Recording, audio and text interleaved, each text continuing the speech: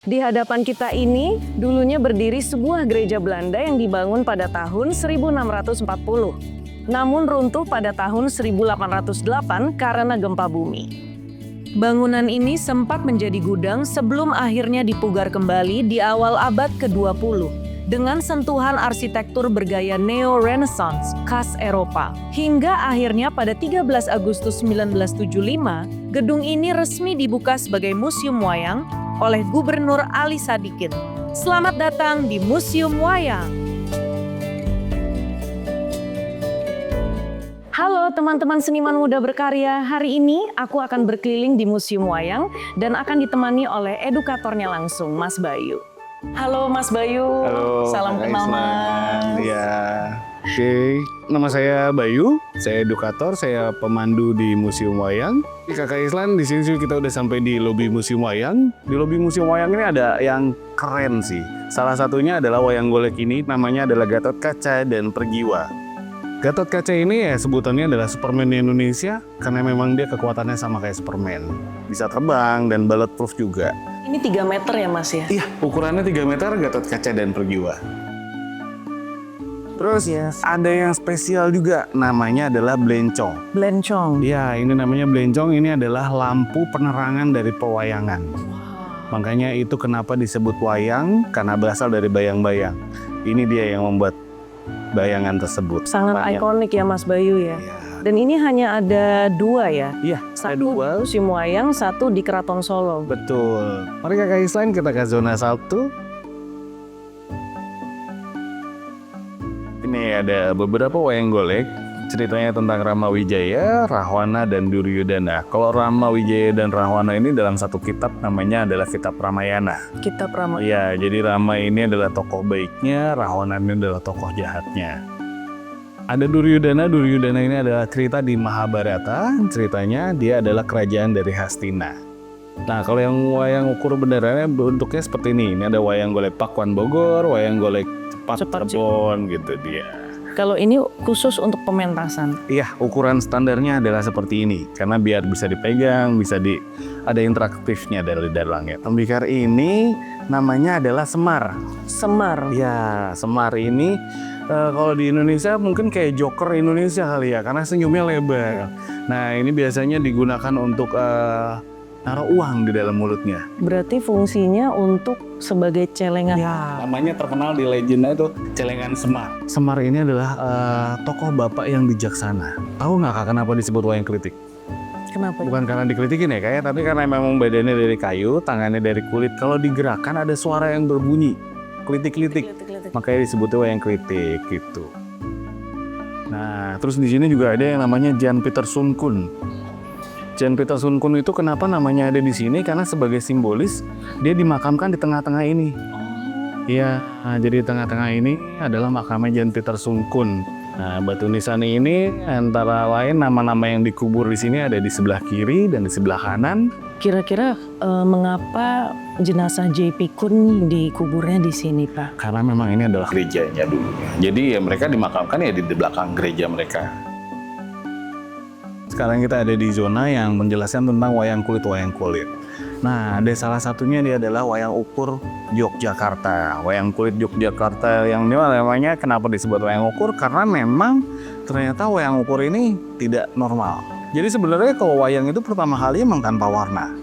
Karena zaman dulu itu nontonnya adalah bayangannya, bukan wayang atau dalangnya. Jadi kalau zaman dulu nontonnya ada bentuk ini, jadi bentuk wayangnya tidak ada warnanya. Kalau boneka si gale-gale ini kan dari Toba ya, dan ini luar biasa besar ya, maksudnya topengnya besar sekali ya, dibandingin dengan topeng-topeng yang lainnya. Sebenarnya si gale-gale ini digunakan untuk ritual pemakaman di adat istiadat Batak gitu. Dia makanya namanya si gale-gale. Ada yang bilang kalau ini bonekanya buat mengantar rohnya ke kuburan. Setelah rohnya dimasukin ke dalam boneka ini, bonekanya menari. Tandanya rohnya sudah ada di boneka tersebut baru dibawa ke kuburan. Nah, kalau yang ini namanya adalah gundala-gundala.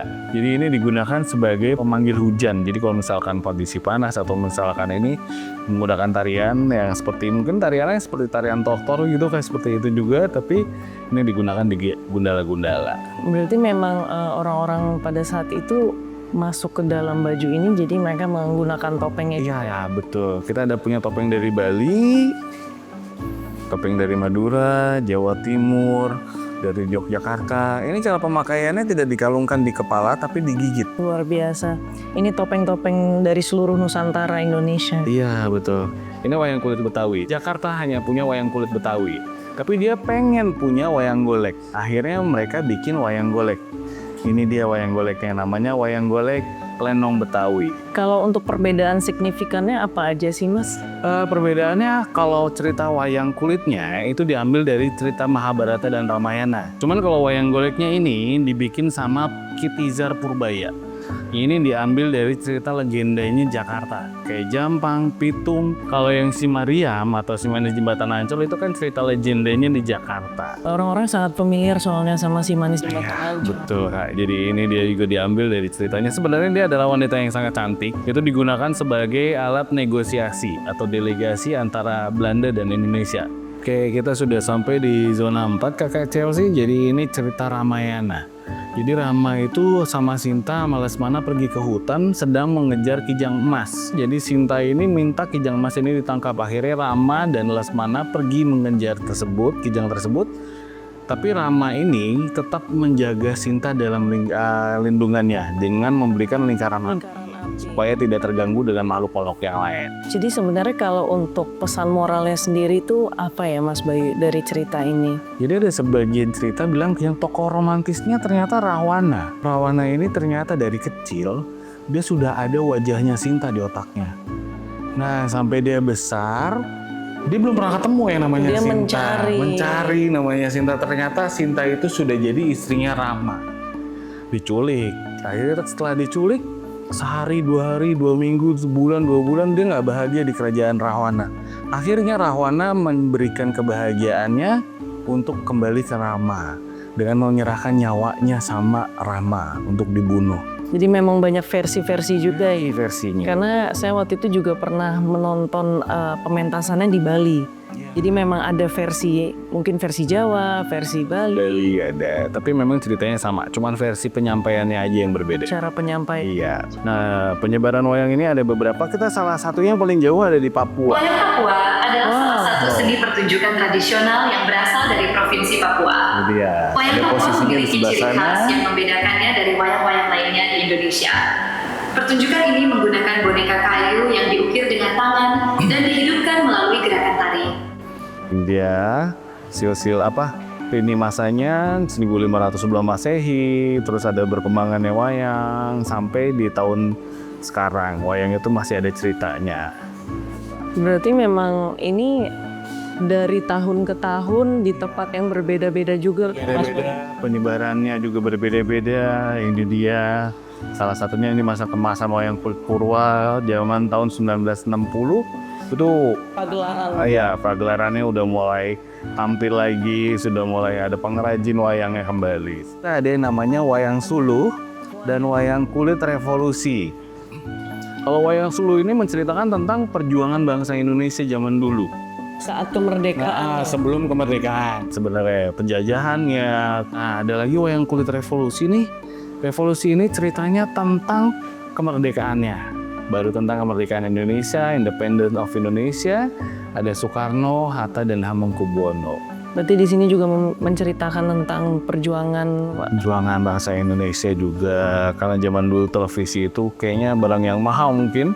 Jadi nggak semua orang bisa nonton televisi, tapi kalau untuk wayang semuanya bisa nonton. Bisa berkumpul, menonton, mendengar ceritanya. Benar Kak. Nah, ini saya dengar-dengar untuk anak kecil nih. Iya betul, ceritanya adalah si kancil yang pandai bisa mengelabui macan dan buaya. Itu dia bisa mengelabui makhluk-makhluk yang ganas-ganas, tapi dia tidak diikut dimakan. Seperti itu ceritanya. Ini buat anak-anak. Kita akan lihat boneka-boneka atau wayang-wayang yang dari luar negeri banyak. Ada Unyil juga salah satunya punya Indonesia juga.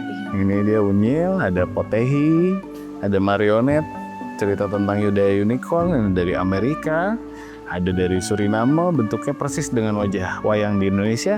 Karena kebanyakan memang orang Jawa yang di sana. Berarti Di sini kan mancanegara ya, berarti dari negara apa saja, Mas Bay? Yang kita miliki sekarang ada yang dari Prancis, dari Amerika, dari Inggris, dari Suriname, Bangkok, Kamboja, banyak kayaknya Kak Chelsea. Apakah pernah kolaborasi, Pak? Jadi dari museum wayang dengan museum-museum di negara-negara lain untuk kelestarian seni boneka? Kalau untuk wayang ada beberapa yang mengundang kita untuk pementasan, kayak salah satunya Jepang kita pernah untuk pementasan di sana, di Cina juga pernah gitu. Pagelaran wayang. Iya, pagelaran wayang, batik juga sama. Kita kerjasama melestarikan budaya. Kita ada ini Kakak Chelsea bermain gamelan. Nah, jadi kita bisa merasakan cara bermain gamelan tanpa kita menyentuh gamelan tersebut. Aku mau coba. Iya. Ini dia Kak Chelsea modelnya.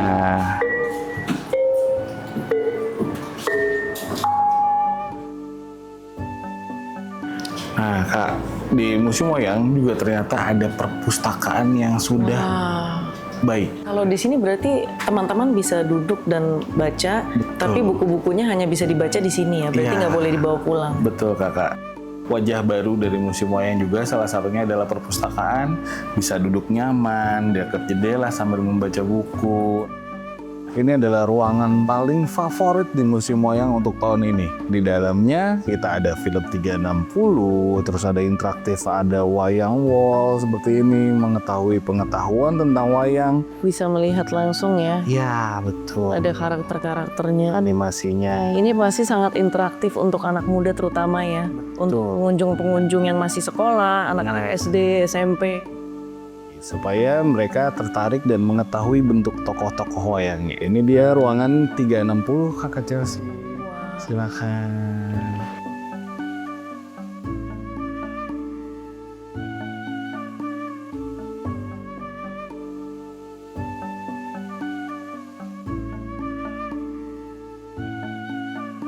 Jadi Kak Chelsea, ini namanya adalah augmented reality. Jadi kita setelah mewarnai bisa ditampilkan di layar seperti itu. Kakak Chelsea Berarti mau nyoba? setelah saya mewarnai ini, nanti kita scan terus nanti Nah bisa iya, jadi tampil dia di bisa layarnya. hidup tampil.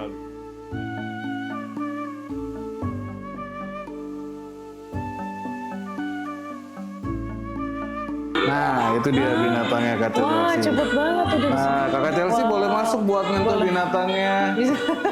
Lucu banget.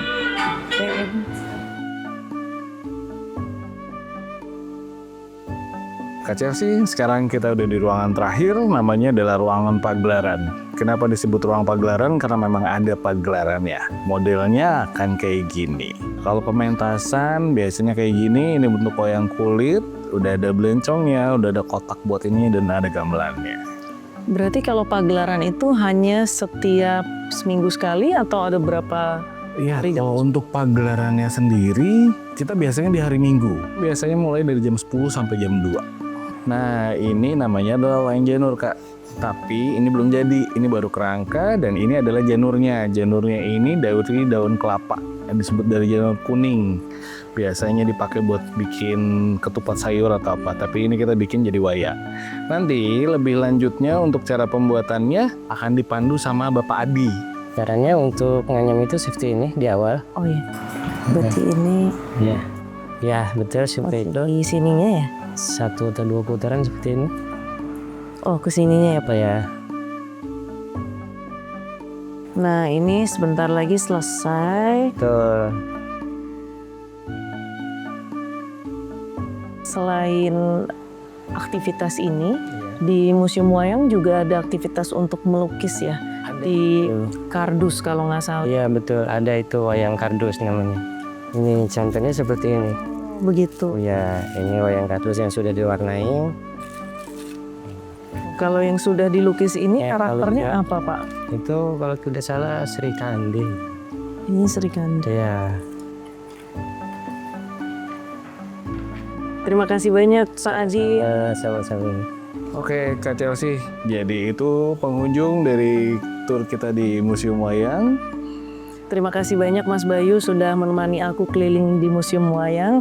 Senang sekali bisa melihat wajah baru dari Museum Wayang dan ternyata banyak sekali koleksi wayangnya sampai ke pagelarannya, ada pertunjukannya juga di sini dan semua boneka wayang dari mancanegara juga ada. Jadi banyak sekali yang aku pelajari juga.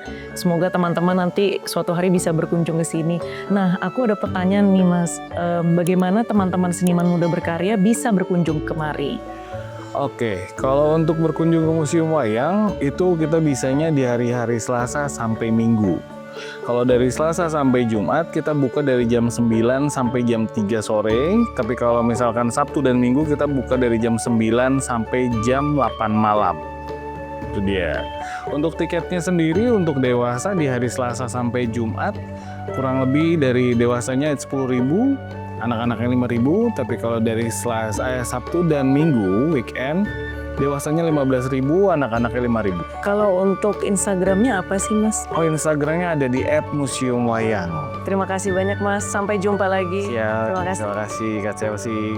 Salam seniman muda berkarya.